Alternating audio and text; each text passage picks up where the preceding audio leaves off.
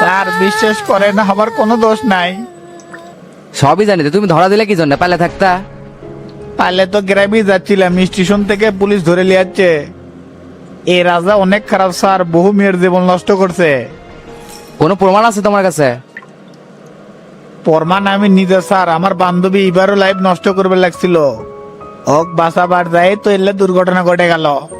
ভাগ্যে সেদিন ওই বড় ভাই আমাকে বাঁচাছে, না হলে তো মারে হেলে দিলেনি।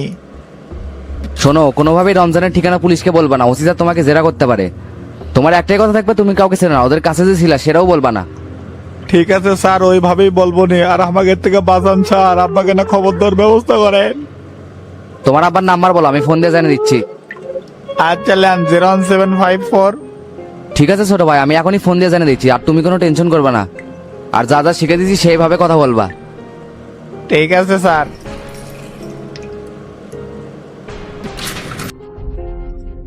আপনি কোনো চিন্তা করবেন না স্যার, একটাকে যখন ধরছি বাকিটাকে ধরে ফেলবো। যা করার তাড়াতাড়ি করো জব্বার, ভিকটিম তো আর অজানা নয়। শামসুর বাড়িতে গেলে রমজানের খোঁজ পাওয়া যাবে। সমস্যা নাই স্যার, আমি দেখতেছি কেমনি কি করা যায়। আর স্যার এটাকে কি করবো, চালান করে দেবো নাকি? আচ্ছা ঠিক আছে, ওকে বিকালের মধ্যেই চালান করে দিবা। আর আমার ছেলে মনে হয় থানাতে গেছে, ওর সাথে দেখা করে দিবা। ঠিক আছে স্যার। ওসি সাহেব, রবিনকে বলে ধরছেন, মাদারি কই? রাজা মাথা গরম করো না, সামনে বসো, ও লকাবে আছে। খালি যে একটাকে ধরলেন, রমজানকে ধরলেন না কেন? এই মাদারির বাচ্চা আমার গায়ে হাত দেয়, কত বড় সাহস! রমজানকেও ধরা হবে, টেনশনের কিছু নাই। চিন্তার কিছু নাই মানে? রমজান আমাকে হত্যার উদ্দেশ্যে হামলা করছে, ওই শালাক আমি জিন্দে গাড়ে ফেলামো। মাদারি মানুষ চেনেনি, আর রবিনের সাথে আমি দেখা করবে চাই। আচ্ছা ঠিক আছে, চলো তোমার সাথে দেখা করে দিচ্ছি।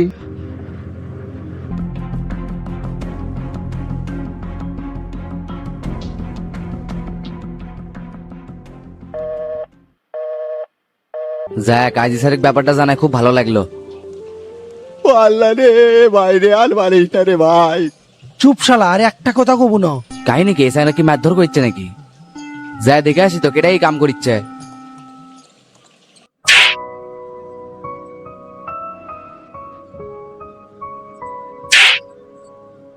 শালা আমার সাথে মার্কেটিং করিস, তোর হাত আমি কাটে নেবো রে। রাজা রে, এবার তুই ক্ষমা করে দে, আর কোনোদিন পথের কাটায় দাঁড়াবো না রে ভাই। তোর মতো বেইমানে আমি ক্ষমা করে দেবো কেরে? যে মাদারি তোকে বাঁচা ছিল তাই কোনটি? সেই দিনের পর থেকে ওই লোকদের সাথে আর দেখা হয়নি। ওই লোকরা যে কেরা ছিল তাও চিনি না। এই বাঞ্চোদ, নাটক করিস, পুরো পাটা তোর কারণেই হসে। কি ব্যাপার, আপনি লকআপের ভিতরে ঢুকে আসামির গায়ে হাত দিচ্ছেন কেন? তে হাত দিলে কি হবি? আপনি আমাকে চেনেন? অত সেনাসেনি লাগিচ্ছে না, আপনি বের হন লকআপ থেকে। আর আসামির গায়ে একটা টাচও করবেন না। এ ভাই, আস্তে কথা হবি। এই থানাতে কয়দিন হলে জয়েন করছেন? যে ফাল পারিচ্ছেন না, চাকরি কিন্তু থাকবি না। কে রে মাদারি, তুই কার চাকরি খাবার চাস? সে তোকের মতো কুলাঙ্গারে সাহায্য করে আজকে এটি আসছি। ভদ্রভাবে কথা বলে, সবাই তোর বাপের কেনা গোলাম না এটি। আবার ভালোভাবে করছে, ওখান থেকে বাড়া, না হলে কিন্তু পরিস্থিতি খুব খারাপ হয়ে যাবে। ঠিক আছে, বের হচ্ছি, তবে লোড নিতে পারবেন তো? রবিন থাকে, চলে গেলাম, মনে রাখিস আমি কিন্তু তোকে ছাড়বো না। এ কেডা কাক ছাড়বি না ছাড়বি সেটা পরে দেখা যাবে। এখন ভদ্র ছেলের মতো এর থেকে বাইরে সোজা চলে যা।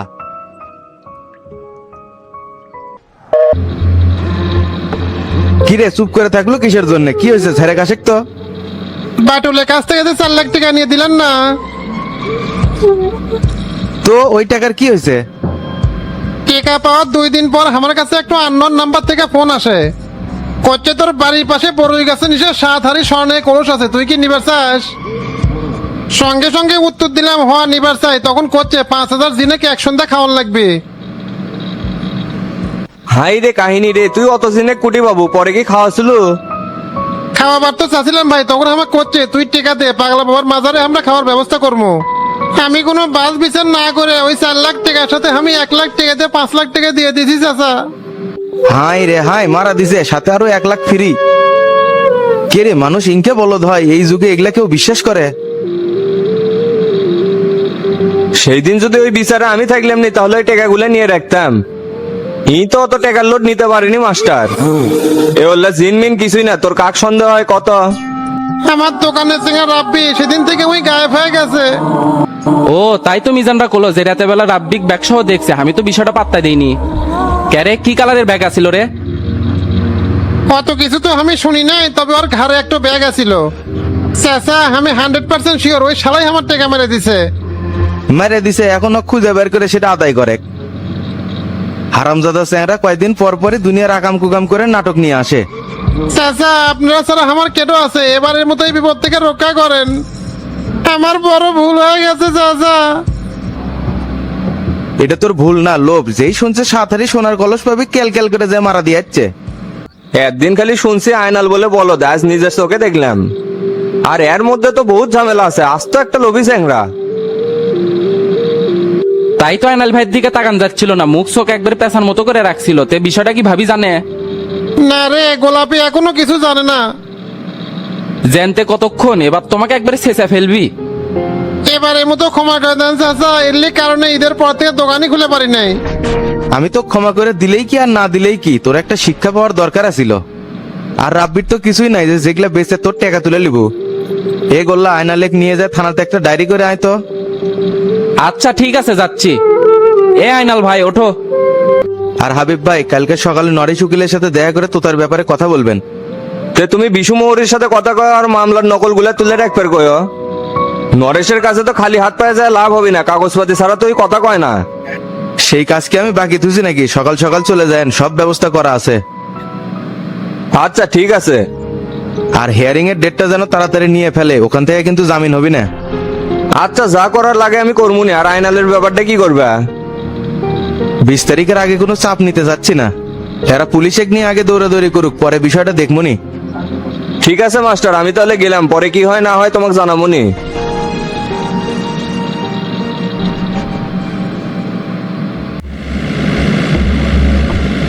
তুমি সেই মালবারে এত কিছু হয়ে গেছে, একটা বারও কওনি। আচ্ছা আইনাল ভাই, তুমি যদি সত্যি 7টা স্বর্ণের কলেজ পেলেনি, তাহলে কি করলেনি কও তো? আরে গোল্লা, আমি কি তাহলে বগুড়া থাকতাম? ঢাকার যা 10 তলা একটা বিল্ডিং কিনলাম নে, আর পায়ের ভু পা তুলে খালি ভাড়া তুলে খেলাম নে। ফেরারি একটা গাড়ি কিনা মাঝে মধ্যে গ্রামে ঘুরবে আসলাম নে। আর তুই যদি জেদ ধরলু নি, তাহলে নোহা ব্যান্ডের অথবা এক্স করলা একটা গাড়ি কিনে দিলাম নে। তুমি আমাকে বাল কিনে দিলে নিয়ে গোপন কথাই কওনি, আর তুমি দিবে গাড়ি। আরে পাগলা, কয়ে দিলে তো আর সারপ্রাইজ থাকলো না। হাই রে যারা লোক রে, সারপ্রাইজ দিবার যে নিজেই জিনের বাচ্চার কাছে সারপ্রাইজ হয়ে গেছে। আর শোনো, থানার যায় যদি ওসি জিজ্ঞাসা করে, স্টেট কার্ড রাব্বির কথা কয়ে দিবে। আর সাথে 2-1টা জিনিস বেনাও কোয়া লিখবি, যাতে ওসি বিশ্বাস করে। আচ্ছা ঠিক আছে কমুনি, এখন তাড়াতাড়ি গাড়ি চালা। ঠিক আছে।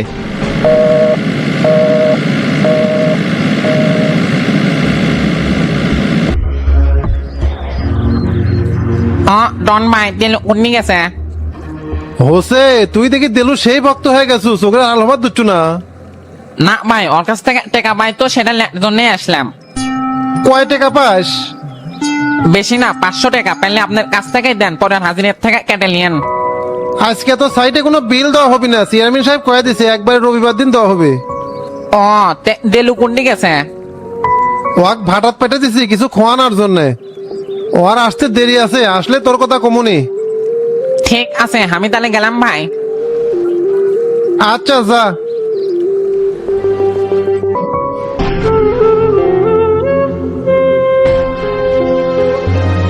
কি ব্যাপার চাচা, আপনি মাথার চুল সব ফেলে দিচ্ছেন কি জন্যে? ভিতরে অনেক গরম রে, এই জন্য মাথার চুল কামে ফালাছি। চাচা, দেশে এসে আপনাকে এই অবস্থায় দেখবো কোনোদিনও ভাবিনি।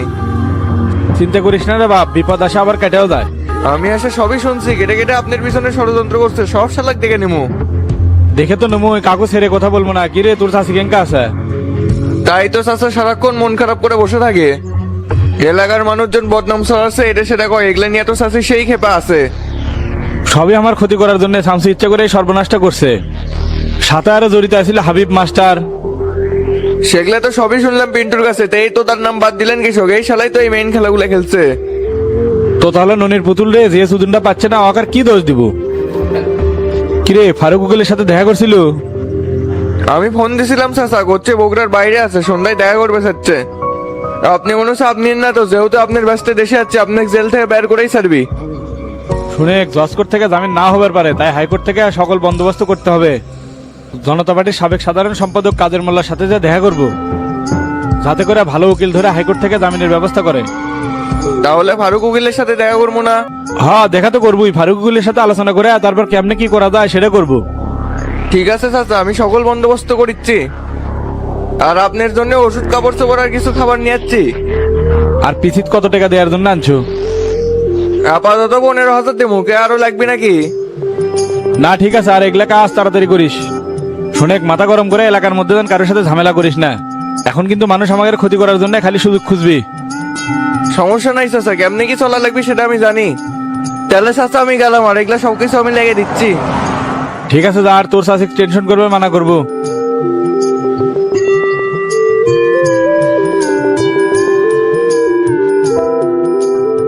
কে তোতা ভাই চাচার সাথে কেটে দেখা করবে যাচ্ছে? কেটে দেখা করবে যাচ্ছে সেটা আমি কেমনে জানি? তোর বাবালি জিজ্ঞেস করিস। হোসে আপনি ঘুমা সে খেপে আসেন আর ইনকা গরম নিয়ে কথা করছেন কি জন্য?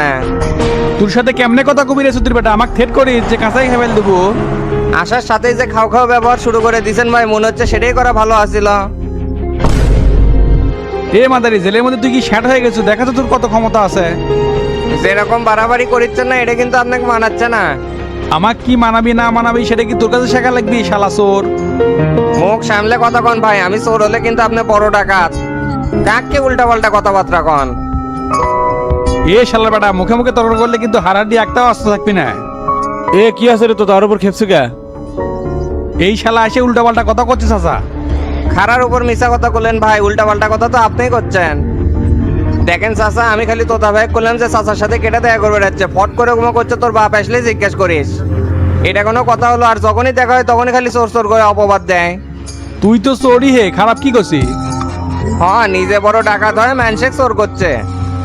চাচা আয়ার সোফা কিন্তু দেখার ইচ্ছা করতেছে না, আগের যাওয়ার গন্ত। তোরা জেলের মধ্যে যা শুরু করছিস রে, বাইরে থাকলে তো রক্তারক্ত হয়ে গেল নি। খালি রক্তারক্তি না, শালার যে ব্যবহার না, জবাই করে দিলাম নি।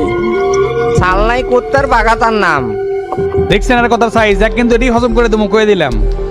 এই বাটুলে সম্মান দিয়ে কথা, আর তুই এটি কি শেখাচ্ছ?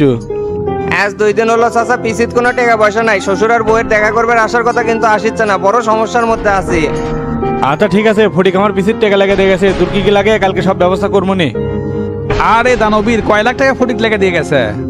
যা দিছে দিছে, এবার চলে যা, কালকে সব ব্যবস্থা করবো নি। আচ্ছা ঠিক আছে চাচা। এই শালার কথাবার্তা কিন্তু আমার একদম সহ্য হয় না চাচা। দেখ তো তাই, এটা 7 মাথা না, এটা জেলখানা। জেলের মধ্যে যদি মারামারি করিস না, একেবারে সাইজ করে ফেলাবি। আচ্ছা ঠিক আছে, ওকে ডিএসপি মানা করবে না, দেখলি কিন্তু ওর মাথা গরম হয়ে যায়।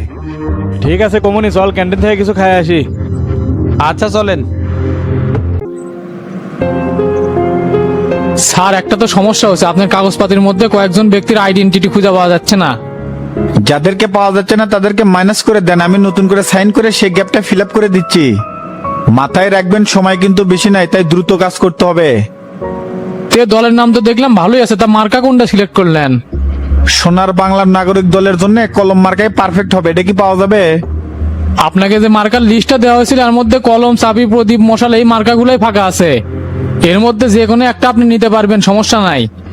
ঠিক আছে, কলম মার্কাই সিলেক্ট করেন। আর এর মধ্যে যেগুলো কাগজপাতি বাকি আছে সেগুলো আমি প্রসেসিং করার ব্যবস্থা করতেছি। তাহলে স্যার, উপরেও যদি কোনো ঝামেলা থাকে সেগুলোও ক্লিয়ার করেন। যেহেতু আমরা নতুন দলের নিবন্ধন গোপনে করতেছি, যাতে করে উপর থেকে কেউ ঝামেলা করে আটকে না দেয়। আপনার কোনো চাপ লওয়া লাগবে না, যা কিছু করার সব ব্যবস্থা আমি করবো নি। আর সকল কন্ডিশন যদি আমি ফিল আপ করি তাহলে তো আটকানোর কোনো কারণই নাই। না স্যার, সেটা বলিনি, তবে আপনাকে টাচ দিলাম যাতে করে পরে কোনো সমস্যা না হয়। আপনি যে বাংলাদেশের নতুন দল গঠন করতেছেন, অলরেডি বিভিন্ন দলের কাছে নিউজ চলে গেছে। শামসুর নতুন দল গঠন করছে, সবার কাছে নিউজ যাবে, এটি তো স্বাভাবিক। আপনি নিবন্ধনের কাজগুলো দ্রুত করেন, আর এইদিকে যা করা লাগে আমি করতেছি। আপনার দলের নিবন্ধনের জন্য আমার সর্বোচ্চ রেটে আমি কাজ করবো স্যার, টেনশনের কিছু নাই। যাক, শুনে খুশি হলাম। তে থাকেন, আমি এখন গেলাম, সন্ধ্যের দিকে ফোন দিবনি। Okay sir.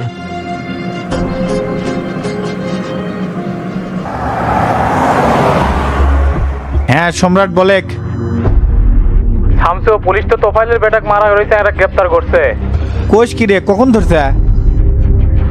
এই 2-3 ঘন্টা আগে স্টেশন থেকে স্যাংরাটা গ্রামের বাড়ি যাচ্ছিল, ওখান থেকে গ্রেপ্তার করছে। সম্রাট, এই সিলেক্ট তাড়াতাড়ি চালানের ব্যবস্থা করে, কেক কিন্তু লোকাবে রাখা যাবে না। সেটা আমি করতেছি, আর ওই ছেলের ফ্যামিলিকে খবর দেওয়া হয়েছে। আর আমি চিন্তা করতেছি রমজানিক নিয়ে। রমজানের যদি কিছু হয়, ঢাকা শহরে কিন্তু আগুন জ্বলবি রে, আগুন।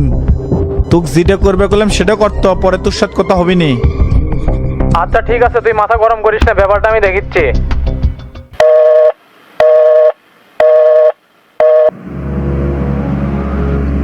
জনতা পার্টিকে ক্ষমতা থেকে হঠাতে এটাই আমাদের ভালো সিদ্ধান্ত হচ্ছে বাসার। শামসুর দলের সাথে ঐক্যজোট করে এদেশে আমরা নতুন ধারার রাজনীতি প্রতিষ্ঠা করব। খুব ভালো করছেন ভাই, এককভাবে আমরা কোনোদিনই ক্ষমতা যেতে পারতাম না। তে আমরা যে জোটে যাব, শামসু কি কি সুবিধা দিবে? অলরেডি আমি একটা বিধিমালা তৈরি করছি, আর শামসুর লোক ভালো আছে, আমাদের ঠকাবে না। যদি আমাদের জোট ক্ষমতায় যেতে পারে, জনকল্যাণ পার্টি থেকে মন্ত্রী হবে 5 জন, আর আমরা 100 আসন নিয়ে নির্বাচন করব। ঠিক আছে, আর সাংগঠনিক সম্পাদক মোতালেব ভাইয়ের কি করবেন? বহিষ্কারের আদেশ তুলে নেওয়ার জন্য তো আমার সাথে পারাপারি করছে। এই লোকের ব্যাপারে অনেক কমপ্লেন জমা হয়ে গেছে বাসার। শালার বেটা নিজের খায় বোনের মহিষ তারায় জনতা পার্টির দালালি করে আসতেছিল এতদিন। এদের কারণেই তো আমরা কোনো আন্দোলনে সফল হতে পারিনি। কি বলেন ভাই? তাহলে এতদিন দুধ কলাতে কালসাপ পুষিচ্ছিলাম, এই জন্যই তাহলে আমাদের এত দুর্গতি। শোনো, খালি মোতালেব না, এরকম আরো কয়েকজন আছে যারা তোপাইল আর হানিফে টেয়া খায় জনতা পার্টির ডিসপেন্সারি করে যাচ্ছে। এদেরকে তাড়াতাড়ি খুঁজে বের করতে হবে। সমস্যা নাই ভাই, দলের মধ্যে যে সংস্কার অভিযান চালাচ্ছি না, তাতে বাকিগুলো বার হয়ে যাবে। আর আমাদের স্থায়ী পরিষদের মিটিং কখন দিতে চাচ্ছেন? আগামীকাল 11টায় টাইম ফিক্স করো। আর 20 তারিখে কিন্তু আমাদের জোটের বিশাল সমাবেশ আছে, লোকজন কিন্তু অনেক লাগবে। সমস্যা নাই ভাই, 4-5 হাজার ম্যানেজ করলে হবে না? হ্যাঁ হবে। আর দপ্তর সম্পাদকের সাথে বসে সবকিছু সাজাও, কালকের মিটিং কিন্তু আমাদের কাছে গুরুত্বপূর্ণ। যেহেতু আমরা এককভাবে সরকারকে হটাতে পারবো না, তাই জোটে যাওয়াই আমাদের জন্য বেটার হবে। ঠিক আছে, আমি সব বন্দোবস্ত করছি। ঠিক আছে, তাহলে তোমরা সবাই চলে যাও। আর আগামীকাল সকাল 11টায় তাড়াতাড়ি চলে আসো। ঠিক আছে ভাই, আসসালামু আলাইকুম। ওয়ালাইকুম আসসালাম।